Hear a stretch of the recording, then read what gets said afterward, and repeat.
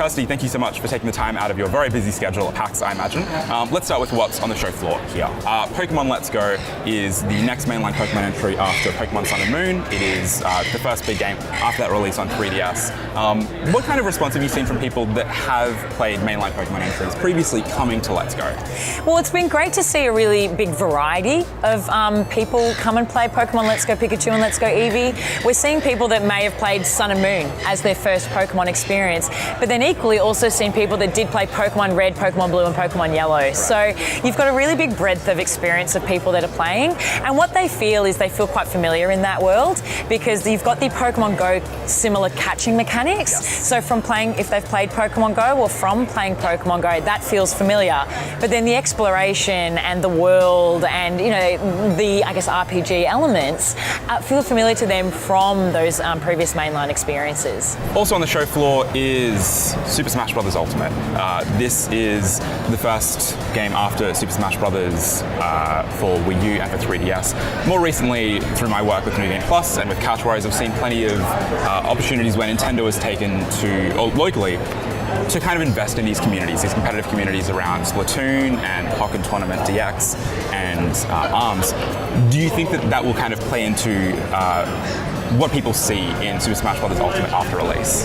Well, I think it's been really interesting to see some long-time Super Smash Bros. Players come and get hands-on with Super Smash Bros. Ultimate. We've also seen the local communities come and engage in Super Smash Bros. Ultimate, and I think what they're perhaps quite excited to see is the new influx of players. Right. So to see people who already own a Nintendo Switch because of Pokken Tournament DX, ARMS, Mario Kart 8 Deluxe, whatever reason, you know, they took to, you know, enter the Nintendo Switch family, potentially the Super Smash Bros. Ultimate will be their next logical fighting game, competitive game purchase.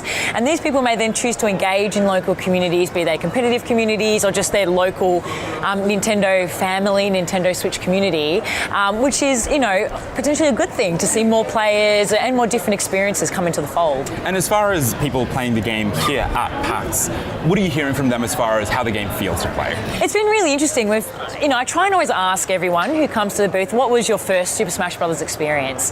You know, Super Smash Bros. On the 64, the original game, or was it Super Smash Bros. Melee on the GameCube? And what they feel is it feels familiar. They feel that it's quite fun, it's quite a dynamic game to play. The feedback I've been hearing is it looks great. People really enjoy the spectacle of the matches, so even if they don't necessarily know what's going on or they may just be watching the match, they quite enjoy the visuals, just the explosive nature of events that happen in the game. Those that have, you know, played it for longer say it just feels fun to play. I've seen quite a few indie games at the PAX Oz Nintendo booth. There are quite a few that are out already, but I can also see some that are on the horizon coming up shortly. I feel like the biggest one that caught my attention was Untitled Goose Game.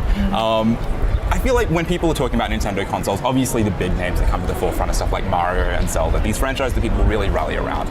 But on Switch, we've seen a huge amount of support for third-party indie developers. Is that something that people have been really eating up here at PAX Australia?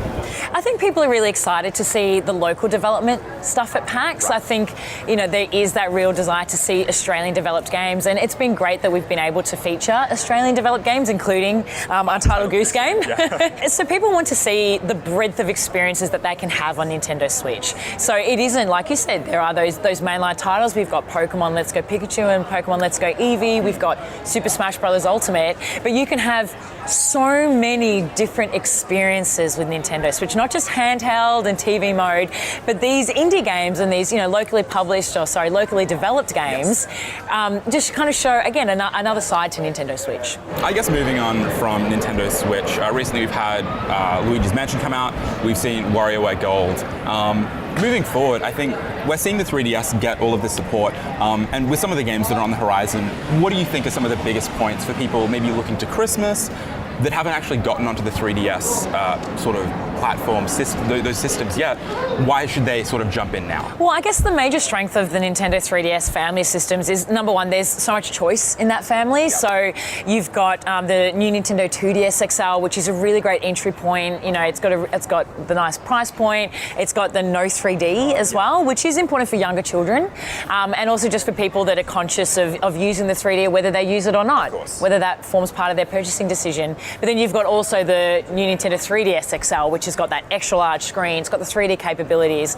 I mean, I think the key thing that the Nintendo 3DS really has is just the library size. As you said, we have had recent releases, and there's still, a couple of Nintendo 3DS games on the horizon. We've got Yokai Watch 3 that was announced, plus we have Kirby's Extra Epic Yarn. So the variety of gameplay experiences on Nintendo 3DS is well supported. Plus, Nintendo 3DS still plays Nintendo DS games. So from a library perspective, that it's huge. It's literally hundreds of games that are playable on Nintendo 3DS. And it's still a very portable console. So it has, this great library, plus it's like so small. The Nintendo Switch is also portable. Yeah. That's great as well. But, Nintendo 3DS also has Street Pass, which, You can't give up. Hey, I have seen people here, engaging in Street Pass, still getting those Street Passes and playing those games. So, we definitely still see people using Nintendo 3DS and enjoying Nintendo 3DS. Recently we had a Nintendo Direct about some of the games that are a little bit further off than what we've got here at PAX. I recall some of my colleagues actually getting very, very excited about Animal Crossing, for instance. And there are a few other games on the horizon as well. I guess looking forward over the next little while, what can people really look forward to coming out of Nintendo Switch? Well, I think clearly some of the keystone titles for the rest of the year is Pokemon Let's Go Pikachu and Pokemon Let's Go Eevee. Then, of course, we're starting December with Super Smash Bros. Ultimate, and then we move into January with New Super Mario Bros. U Deluxe. Yep. So we've got a couple of release dates on that horizon, but essentially the exciting thing is just expanding the library of experiences that are on Nintendo Switch. And so being one thing that we're seeing a lot happening at PAX is people enjoying multiplayer experiences as well, like being able to play against their friends on a single console. In portable or handheld mode, yeah. Yeah, absolutely. So what can look really exciting for the upcoming holidays and going into next year is just having a huge selection of experiences that you can have with Nintendo Switch. Awesome. Very, very excited about using my Switch over the next few months. Kirsty, thank you so much for your time. Thank you.